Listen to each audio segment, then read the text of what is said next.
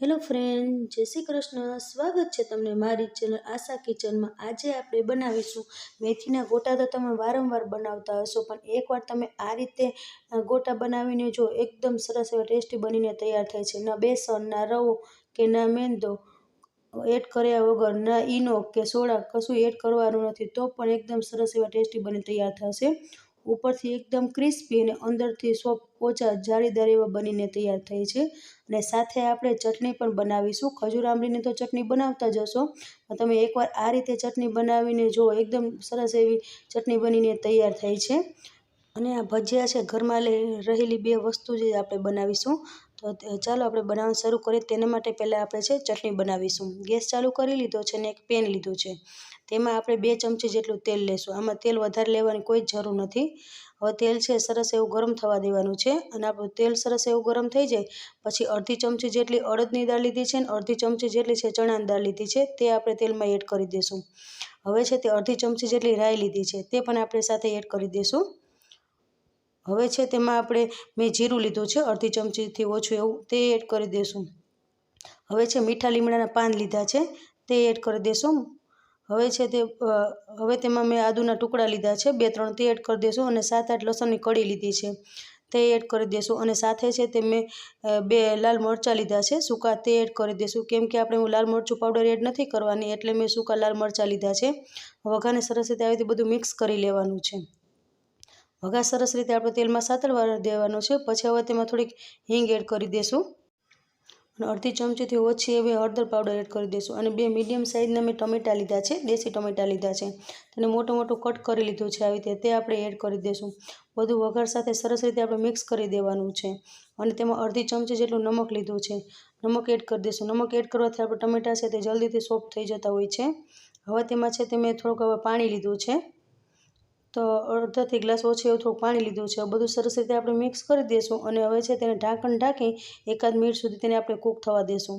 હવે ઢાંકણ ખોલી લઈશું. જો ટમેટાં આપણે સરસ એવા કૂક થઈ ગયા છે, દેશી સ્ટાઇલે સરસ એવા સોફ્ટ થઈ ગયા છે. હવે છે તેમાં આપણે લીલા ધાણા છે તે એડ કરી દઈશું.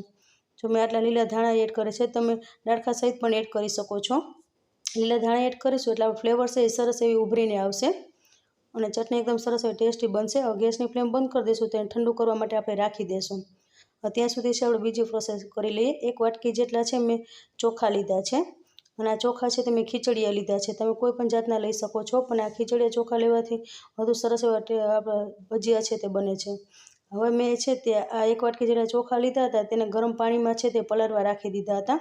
10 મિનિટ સુધી તેને મેં પલાળ્યા છે. અને વધારે કોઈ જ પલાળવા દેવાની જરૂર નથી. જો ચોખા આપણા સરસ એવા પલળી ગયા છે, જો તમારી પાસે ટાઈમ હોય તો તમે ઠંડા પાણીમાં પણ પલાળી શકો છો. તો તેને અડધી કલાકથી કલાક સુધી પલાળવા દેવાના છે.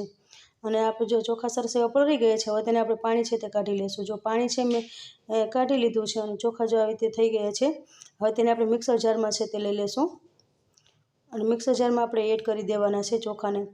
અને એવું લાગે થોડુંક પાણી અંદર જાય તો પણ વાંધો નથી. અને આપણે વધારે પાણી એડ નથી કરવાનું. આમાં થોડુંક પાણી મેં છે તે જવા દીધું છે. આ ભજીયામાં છે તો આપણે ચોખાનો લોટ પણ એડ નથી કરવાનો. ચોખાથી જ આપણા આ સરસ એવા બનીને તૈયાર થઈ જશે. ઢાંકણ ઢાંકી દઈશું અને સરસ રીતે ચોખાને આપણે પીસી લઈશું. જો ઢાંકણ ખોલી લીધું છે, તમને બતાવી દઉં. જો સરસ એવું આપણે પીસાઈ ગયું છે ને, સ્મૂથ એવું બેટર બનીને તૈયાર થઈ ગયું છે. હવે આપણે મિક્સર બાઉલ લેશું, તેમાં આપણે આ છે તેને પલટાવી લેશું. જો આવી રીતે જ રાખવાનું છે. જો તમને વધારે એવું લાગે કે કઠણ છે બેટર, તો થોડું તમે પાણી એડ કરીને પીસી શકો છો. હવે છે તેને આપણે સાઈડ પર રાખી દઈશું. અને એક મેં મોટું એવું બટેટું લઈ લીધું છે અને સાફ કરીને છાલ હટાવી લીધી છે. હવે તેને મોટું મોટું આપણે કટ કરી લેવાનું છે. અને આ બટેટો છે મેં કાચાનો આપણે ઉપયોગ કરશું. તમે પસંદ હોય તો તમે બાફીને પણ લઈ શકો છો. મેં કાચા બટેટાનો જ આપણે આ નાસ્તો છે તે બનાવવાનો છે. તેને આવી રીતે મોટું મોટું કટ કરી લીધું છે. હવે આપણે મિક્સર જાર લઈ લઈશું. જ્યાં બટેટાને કટ કરી રાખ્યા છે, તે આપણે મિક્સર જારમાં છે તે પલટાવી લઈશું. જેમાં આપણે ચોખાનું બેટર બનાવ્યું છે, પીસીને રાખીએ, તો તેમાં જ આપણે આ બટેટાના ટુકડા છે તે આપણે એડ કરી દઈશું. હવે ઢાંકણ ઢાંકી દઈશું અને તેને સરસ રીતે આપણે પીસી લેવાનું છે. ઢાંકણ ખોલી લઈશું. જો સરસ એવું બટેટાને પણ પીસાઈ ગયા છે. જો સરસ એવું આવી રીતે બની ગયું છે. હવે જે આપણે ચોખાનું બેટર બનાવ્યું છે, તેમાં આપણે આ બટેટાનું છે તે આપણે એડ કરી દઈશું, પીસેલે રાખે છે તે. અને તમે જો આવી રીતે બનાવશો તો એકદમ ભજીયા એકદમ સોફ્ટ એવા બનીને તૈયાર થઈ છે. બાળકોને પસંદ તો આપણે આ નાસ્તો બનાવતા વાર પણ નથી લાગતી અને જલ્દીથી આપણે આ બની જાય છે. અને જો તમને રવો એડ કરવો હોય તો તમે રવો પણ એડ કરી શકો છો આમાં. રવો હું એડ નથી કરતી અને હાથની મદદથી સરસ રીતે આવી રીતે મિક્સ કરતું રહેવાનું છે, જેથી આપણે હવાના કણ ભરાય અને ભજીયા છે એકદમ સોફ્ટ એવા બનીને તૈયાર થાય. જો બેટર આવી રીતે સરસ બની ગયું છે. હજી થોડીક વાર મને એવું લાગે છે એટલે હું થોડીક વાર માટે આવી રીતે ફેટું છું.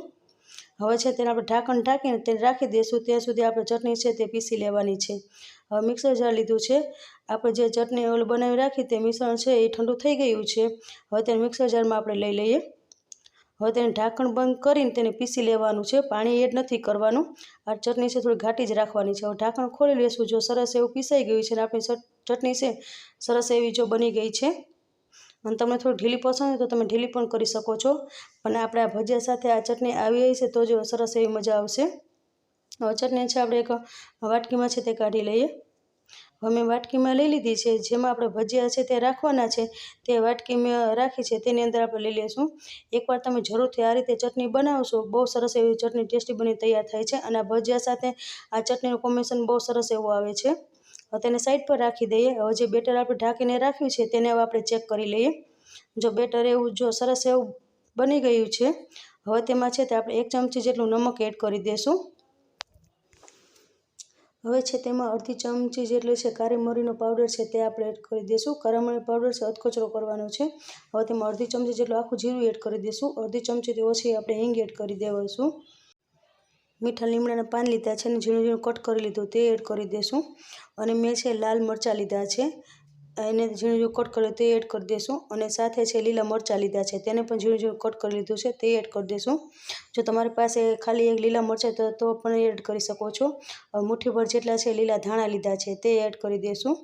આપણે ધાણાનું છે વધારે આપણે એડ કરીશું જેથી આપણે ભજીયા છે એકદમ સરસ એવા બને. હવે હાથની મદદથી સરસ રીતે બધું મિક્સ કરી લેવાનું છે. જો આવી રીતે બધું સરસ મિક્સ કરતું રહેવાનું છે.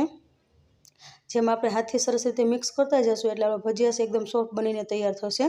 અને તમને જો બતાવી દો બેટર કેવું રાખવાનું છે. જો બેટર છે જો આવી રીતે હાથની પાડી તો આવી રીતે રાખવાનું છે. જો આવી રીતે સરસ રીતે આમ પડવું જોઈએ. તમને બતાવી દઉં. હવે તેને આપણે હવે સાઈડ પર રાખી દઈએ. પહેલેથી મેં પેનમાં છે તેલ ગરમ કરવા રાખી દીધું હતું. હવે આપણે ભજીયા પાડવાના છે. તમને એવું લાગે તો હાથમાં થોડુંક પાણી લગાવીને ભજીયા પાડવાના છે.